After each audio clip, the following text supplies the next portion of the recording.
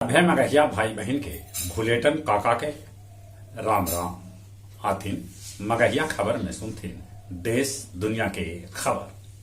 हिमाचल प्रदेश में आज डालल जाए वोट। आज से बिहार के सरकारी स्कूल के 1 से 8वां तक के लइकन शनिचर के बिना बस्ता के ऐतन। ई ऐलान मुख्यमंत्री नीतीश कुमार शिक्षा दिवस पर कैलन। प्रधानमंत्री नरेंद्र मोदी बेंगलुरु में दक्षिण भारत के पहिल वंदे भारत ट्रेन के हरियर झंडी देखौलन। देश के पहिल शिक्षा मंत्री मौलाना अबुल कलाम आजाद के जगह जगह मनावल गयल जयंती। झारखंड में 77% आरक्षण पर विधानसभा लगौलक मोहर। नवादा के कहानीकार जयनंदन के भेटाए श्रीलाल शुक्ल पुरस्कार। बक्सर के अहिल्या धाम में गायिका देवी और कल्लू के कार्यक्रम में होइल हंगामा, कुर्सी टूटल।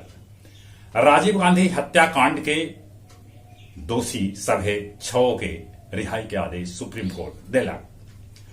टीवी स्टार सिद्धांत सूर्यवंशी के जिम में हार्ट अटैक से होइल मौत। इजराइल में फिर से बनतन नेतन्याहू पीएम और बनत उनकर सरकार।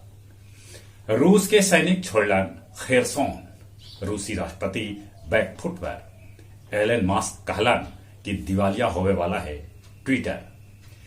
इजराइल में हाथी के दांत से बनल 3700 बच्छर पुरान कंघी भेटाइल है।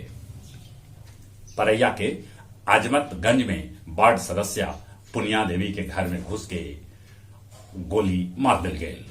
रामपुर के एगो लॉज में फंदा में झुलित भेटाइल गुरारू रौना के छात्र राकेश। गुरुआ में बस के टक्कर से बिजली के पोल बीच सड़क पर गिर गए। आवागमन होइल बाधित। अब कुछ खेल के समाचार।